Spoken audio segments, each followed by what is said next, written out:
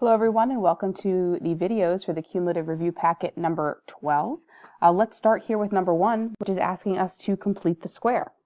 Now, as some of you might recall from the last test, when you complete the square, you must, you must have a lead number of 1. So, if I was looking at number 1, first thing I would do is divide everything by 2, and in this case it does make the problem easier because everything is divisible by 2. So I would get x squared minus 12x minus 80 equals 0. Also, when I complete the square, I cannot have it equal to 0. So I would have to add the 80 to both sides. I would then have x squared minus 12x equals 80. Now at this point, this is for the completing the square method, we need to add that special number on both sides of my equation. So I'm going to write plus blank, and in green here, remember you would take b over 2 squared to find that perfect square number here. So that would be negative 12 over 2 squared, which is negative 6 squared, or 36. So I'm going to have to add 36 on both sides of my equation. On this side now, I'm going to get 116, and on this side we're going to have to factor. So again, some of you might skip this step entirely, but if you're thinking about factoring this, x times x is x squared, 6 times 6 is 36, and to get a negative 12, both 6's have to be negative. Now what I mean by skipping this step is some of you more directly would like to go straight to x minus 6 quantity squared equals 116. The reason we want both sides squared is so now that we could legally take the square root of both sides of the equation. And when I do that, the square root and the squared are inverses, so they cross out. So you'd be left with x minus 6 equals plus or minus the square root of 116. If I then want to get x alone, I add the 6 to both sides. These are not like terms, so we're going to keep them separate, currently as 6 plus or minus the square root of 116. Now, square root of 116 can be split. If you're thinking about your perfect square list, the 1, 4, 9, 16, 25, you can take 16 and split that into 4 times 29. 29 times 4 is 116. So if I simplified this completely, I would have x equals 6 plus or minus root 4 root 29, which would be even more simple as 6 plus or minus 2 root 29. So this would be my answer in exact form. So I'll write that up here. X equals 6 plus or minus 2 root 29. And if you would like to find the decimal answers, you would plug that directly into your calculator. And if you did so, if you did 6 plus 2 root 29 in your calculator, you would get 16.77. If you do 6 minus 2 root 29, you would get negative 4.77. So those would be your answers as decimals. Number 2, solve the equation using the method of your choice. Please leave your answers in exact form. Okay, so when I look at this problem, I think first about what we just did with completing the square, and we had to divide everything by 2 first here. So if I did divide everything by 15, some of you might be looking at that with me and saying that makes everything a lot harder, Mrs. Logus, and I agree completely, it does. So I'm not going to complete the square. So what I'm going to do is at least get this thing equal to 0. 15x squared minus x minus 2 equals 0. And so when I have it like this, I could either do one of two things. I could check to see if it factors by splitting the middle term, or I could do the quadratic formula. So I'm going to do both here, and you can choose whichever one you want to do. If I decided to factor, I could see if this works. If I multiplied a times c, or 15 times negative 2, I get negative 30. I then think about my pairs of numbers that multiply to be 30, and which one of these pairs can combine to be a negative 1 in the middle? Well, that would be 5 and 6. If I do negative 6 plus 5, I get negative 1, and 5 times negative 6 is negative 30. So, if I continued to eventually make a grouping problem, 15x squared, if I split the negative 1x into plus 5x minus 6x minus 2 equals 0, I then group, take out a GCF here of 5x. I'm left with 3x plus 1. Here, I take out a negative 2, divide here. I would also get 3x plus 1, because negative 2 out of both negative 6 and negative 2 is 3 and 1.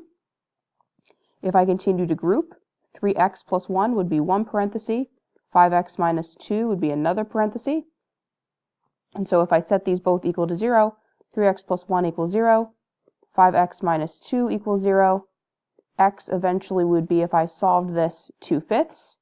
And if I solve this, subtract the 1, divide by 3, I would get negative 1/3. So if I factored, and it does factor, those would be my two answers. If, on the other hand, you would prefer the quadratic formula, then I will do that as well. X equals negative b plus or minus the square root of b squared minus 4ac all over 2a. And quadratic formula is always a good fail-safe if you have a question about how to do a problem. So in this case, a is 15, b is negative 1, and c is negative 2. So let's see. X equals negative 1 plus or minus the square root of negative 1 squared minus 4 times 15 times negative 2 all over 2 times 15. X equals positive 1 plus or minus the square root. Negative 1 squared is 1. I see two negatives here, so we're going to have a positive 4 times 15 times 2. Well, 15 times 2 is 30, times 4 is 120, all over 30. So x would equal 1 plus or minus the square root of 121 over 30. Well, 121 is a perfect square, so this can just simplify to be 11.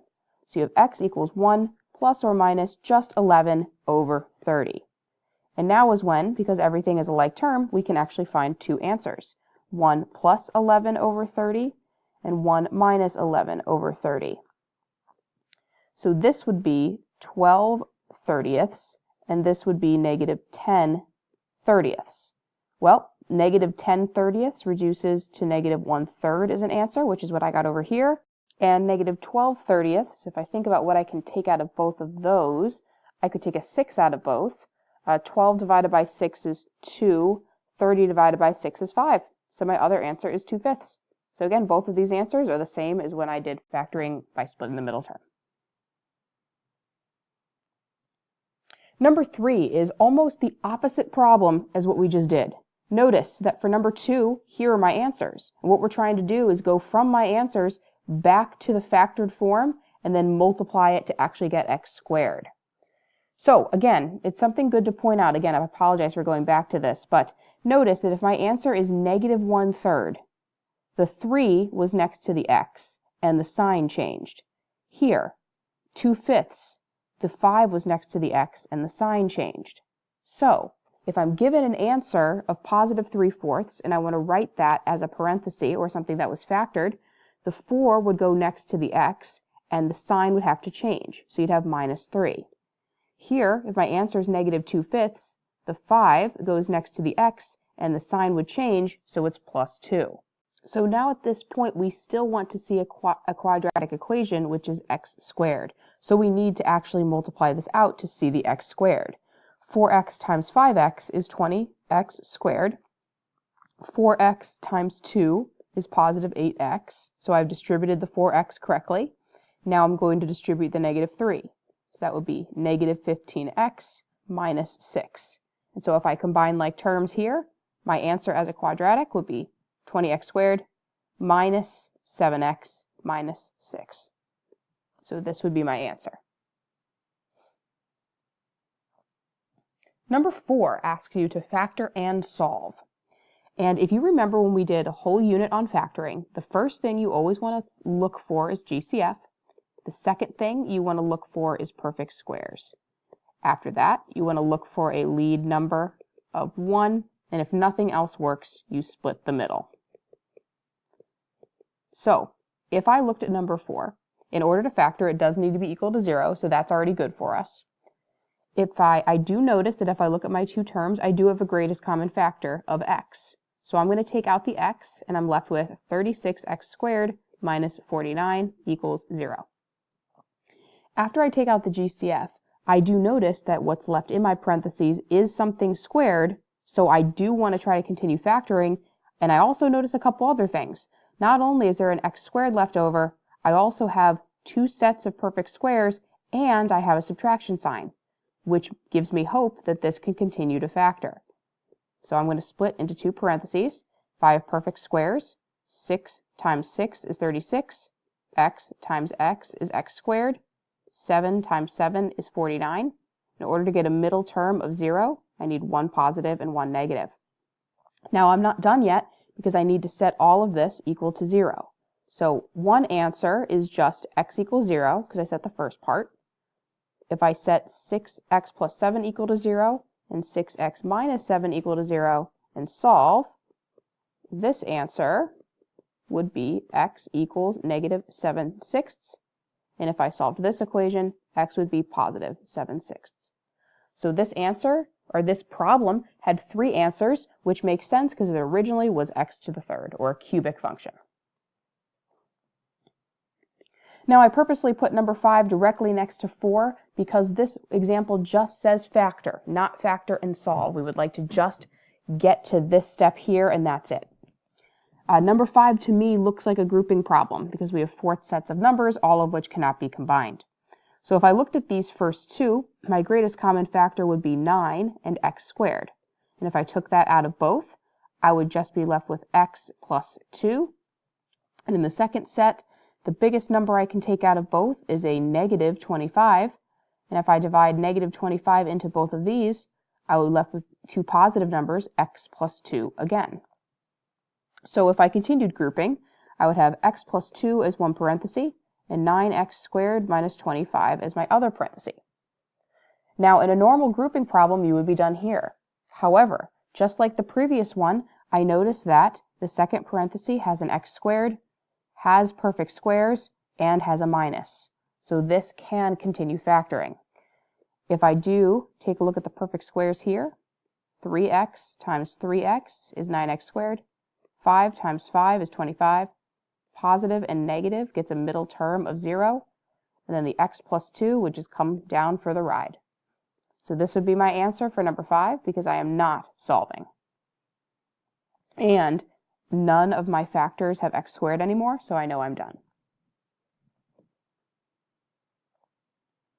Number 6 to 9 are all exponent problems, which are from Chapter 7 or the beginning of the semester. The goal is to simplify, write answers in positive exponents only, meaning if we see a negative exponent, we have to flip it.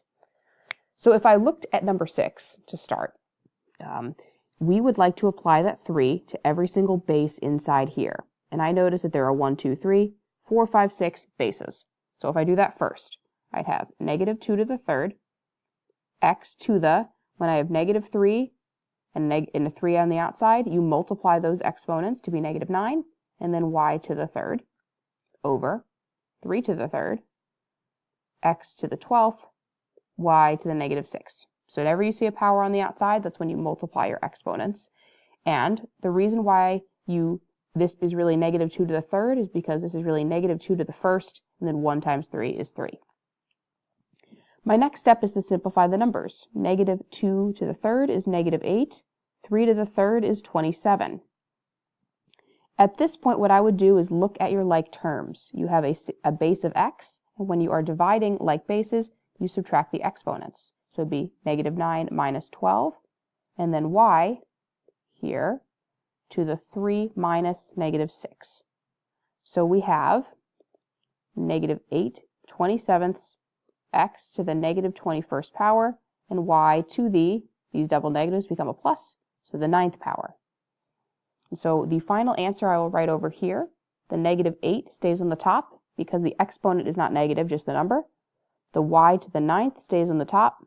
The 27 is still on the bottom, but the x to the 21st has to flip down in order to become a positive exponent. So my final answer is negative 8 y to the 9th over 27 x to the 21st.